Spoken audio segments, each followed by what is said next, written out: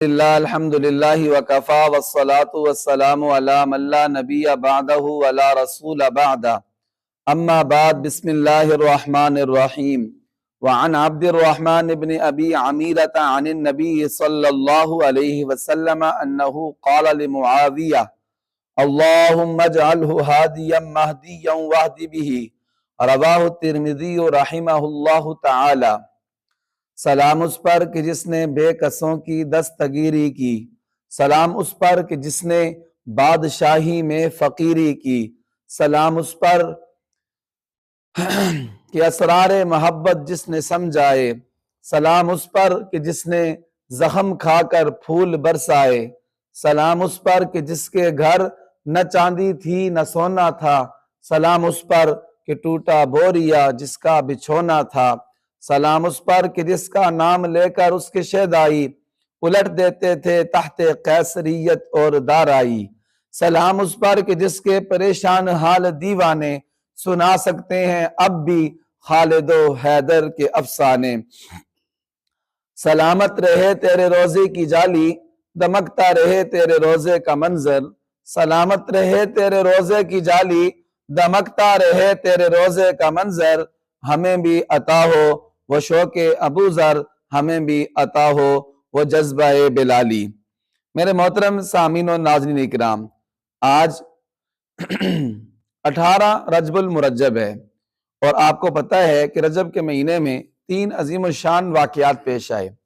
ایک، خلیفہ چہارم حضور کے چچا زاد بھائی، حضور کے داماد، بچوں میں سب سے پہلے اسلام قبول کرنے والے اللہ تعالیٰ کے شیر حضرت علی المرتضیٰ شیر خدا رضی اللہ تعالی عنہ کا یوم ولادت ہے 13 رجب المرجب۔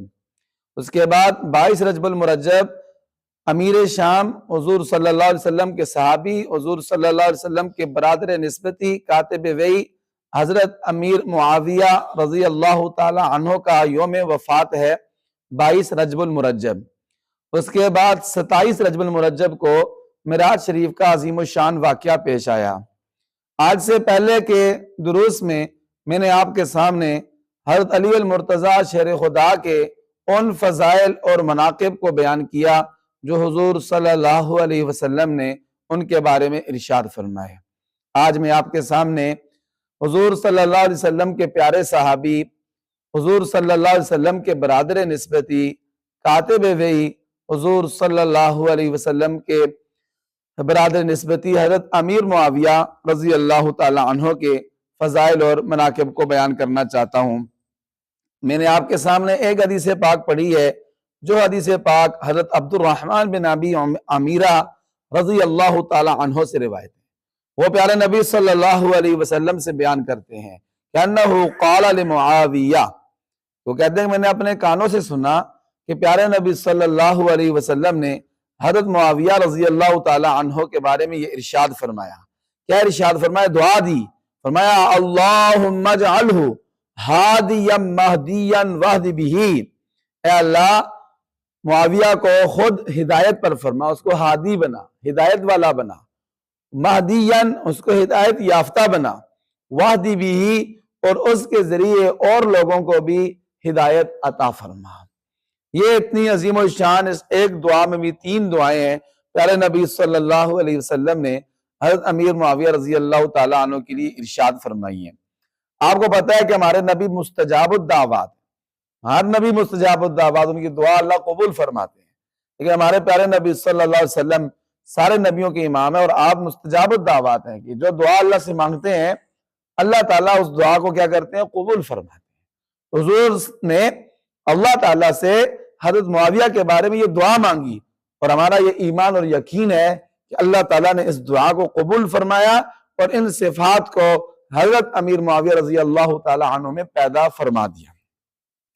اس کے ساتھ یہ بات ذہن میں رکھیں تاریخ کے حوالے سے اور سیرت کے حوالے سے کہ پیارے نبی صلی اللہ علیہ وسلم کا فرمان ہے الخلافۃ بعدی 30 سنہ ثم یکون ملکا ورحمہ ثم یکون ملکا عضوبا۔ حضور صلی اللہ علیہ وسلم نے ارشاد فرمایا لوگوں سن لو، میرے بعد 30 سال خلافت ہوگی، 10 30 سال خلافت ہوگی۔ کتنے سال؟ 30 سال خلافت ہوگی۔ 30 سال خلافت کیسے ہوئی کہ حضرت علی المرتضیٰ شیر خدا رضی اللہ تعالی عنہ تک 29.5 سال خلافت ہوگی۔ کتنی ہو گئی؟ 29.5 سال 6 ماہ۔ اور حضرت حسن جو حضرت علی المرتضیٰ شیر خدا کے بڑے صاحبزادے تھے اور حضور صلی اللہ علیہ وسلم کے بڑے نواسے تھے حضرت علی المرتضیٰ سے، تو 6 مہینے انہوں نے خلافت کی۔ کتنے مہینے؟ 6 مہینے انہوں نے خلافت کی۔ تو یہ کتنے ہو گئے؟ 30 سال۔ کتنے ہو گئے جی؟ 30 سال۔ حضور نے فرمایا ثم یکون ملکا ورحمہ، پھر بادشاہت ہوگی رحمت والی، پھر بادشاہت ہوگی رحمت والی۔ تو اس میں جو حضور نے فرمایا کہ پھر بادشاہت ہوگی رحمت والی، تو اس میں حضرت امیر معاویہ رضی اللہ تعالی عنہ کی بادشاہت کی طرف اشارہ ہے کہ یہ رحمت والی بادشاہت ہوگی۔ رحمت والی بادشاہت کیسی ہوگی کہ دیکھیں، رحمت والی بادشاہ اس طرح ہوگی کہ اگر بعد میں آنے والے لوگوں کو، حکمرانوں کو، اور جو بعد میں آنے والے بادشاہ ہیں ان کو اگر نمونہ چاہیے ہوگا کہ ہم اپنی بادشاہت کس طرح کریں، اپنی حکومت کس طرح چلائیں، تو ان کے لیے اپنا آئیڈیل وہ کس کو بنائیں گے؟ وہ اپنا آئیڈیل کس کو بنائیں گے؟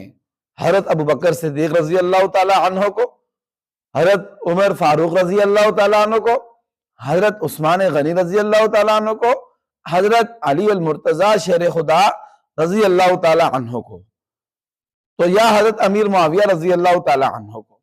تو اس میں یہ ہے کہ جو بادشاہ ہوگا تو اس کے لیے جو نمونہ ہے حکومت چلانے کا، تو اسے چاہیے کہ حضرت امیر معاویہ رضی اللہ تعالی عنہ کی جیسے بادشاہت تھی، جس کے بارے میں حضور نے فرمایا کہ رحمت والی بادشاہت ہوگی، تو اس طرح وہ اپنی حکومت اور بادشاہت اس طرح چلائے۔ اس پر ایک واقعہ یاد آ گیا کہ مامون الرشید جب حکمران بنا، جب بادشاہ بنا، تو اس نے اپنے وزیر و مشیروں سے پوچھا کہ یہ بتاؤ کہ میں اپنی حکومت کیسے چلاؤں، میں اپنی حکومت کیسے چلاؤں؟ تو لوگوں نے سب سے پہلے کہا کہ حضرت ابو بکر رضی اللہ تعالی عنہ نے، خلیفہ اول بلا فصل حضرت ابو بکر صدیق رضی اللہ تعالیٰ نے ایسے حکومت کی تھی، سارے ان کے واقعات بیان کے طریقہ کار۔ اس نے کہا یہ میرے بس کی بات نہیں ہے، یہ میری بس کی بات، مامون رشید نے کہا یہ میرے بس کی بات نہیں ہے کہ اس طرح میں حکومت چلا سکوں۔ پھر اس کے وزیروں نے کہا حضرت عمر جیسی حکومت تم اس طرح بناؤ۔ جب حضرت عمر کے واقعات خلافت کے بتایا کہ وہ کیسے حکومت کر رہا، تو گلیوں میں پھرتے تھے، وہ پرانا کپڑا پہنتے تھے اور سر کے نیچے اینٹ رکھ کے، ہاتھ رکھ کے سو جاتے تھے۔ 22 لاکھ مربع میل پر حکومت تھی ان کو، لیکن ان کو بالکل جو ہے اس کا ڈر نہیں تھا کسی کا، اللہ کے سوا کسی سے ڈرتے نہیں تھے۔ اس نے کہا یہ بھی میرے بس کی بات نہیں ہے، ایسی اتنی عارضی، اتنا بڑا بادشاہ ہو گئے تو وہ پھٹے، مطلب یہ کہ میں پرانے کپڑے پہنوں، یہ میرے بس کی بات نہیں ہے۔ اچھا جی، پھر حضرت عثمان کا فرمایا، اس نے کہا یہ بھی میرے بس کی بات نہیں ہے۔ پھر فرمایا حضرت علی کی طرح انہوں نے ایسے حکومت کی، یہ بھی میرے بس کی بات نہیں۔ پھر اس کے وزیر مشیروں نے حضرت امیر معاویہ رضی اللہ تعالی عنہ کی جو حکومت تھی، جو بادشاہت تھی، فرمایا حضرت امیر معاویہ رضی اللہ تعالیٰ نے ایسے حکومت کی۔ حضرت امیر معاویہ رضی اللہ تعالیٰ عنہ کے بارے میں یہ ہے کہ حضرت امیر معاویہ حکمران بھی تھے، بادشاہ بھی تھے، اور اپنی جو وضاحت ہے اور اپنی جو رہن سہن ہے وہ صحیح رکھتے تھے۔ دیکھنے والے بندے پر بھی روب طاری ہو جاتا تھا کہ یہ جو ہے نا کہ ماشاءاللہ جو ہے، اور انہوں نے پہرے دار بھی رکھے ہوتے تھے۔ کسی نے شکایت کی کہ پہرے دار، حضرت عمر سے کسی نے شکایت، حضرت عمر پہرے دار نہیں رکھتے تھے۔ حضرت عمر رضی اللہ تعالیٰ عنہ اپنے دربار پر، اپنے دروازے پر پہرے والا نہیں رکھتے تھے، ان کی اپنی شان تھی۔ حضرت امیر معاویہ اپنے پہرے رکھتے تھے، پہرے پر بندہ پہرے پر مردہ مقرر کرنا سنت ہے، یہ مطلب کوئی ناجائز کام نہیں ہے۔ حضور جب لشکر میں کہیں پڑاؤ ڈالتے تھے تو صحابہ کرام کو ارد گرد پہرے کے لیے کھڑا کرتے تھے، ٹھیک ہے جی۔ تو حضرت عمر نے کہا کہ آپ نے یہ پہرے دار کیوں کھڑے کر دیے؟ فرمایا اے خلیفہ رسول، مسئلہ یہ کہ میرے علاقے میں مسائل بڑے ہیں، میرے علاقے میں مسائل بنے، اگر پہرے دار نہ ہو تو خطرہ، نقصان کا خطرہ ہے۔ تو پھر اس لیے تو پھر حضرت عمر نے کہا ٹھیک ہے، اگر وہاں ضرورت ہے تو آپ رکھ سکتے ہیں۔ تو کہنے کی بات یہ ہے کہ جب مامون رشید کو بتایا گیا کہ حضرت امیر معاویہ رضی اللہ تعالیٰ عنہ نے ایسے حکومت کی تھی، اس نے کہا ٹھیک ہے، یہ میں اپنا سکتا ہوں، اس میں آسانیاں بھی ہیں، تو میں ایسے جو ہے حکومت کر سکتا ہوں۔ تو اس لیے اللہ تعالیٰ نے چونکہ ہمارا ایمان ہے، حضور کا ارشاد ہے اصحابی کا نجوم فبأی مقتدیتم اہتدیتم، میرے صحابہ ستاروں کی مانند ہیں، جس کی بھی پیروی کرو گے کہ ہدایت پا جاؤ گے۔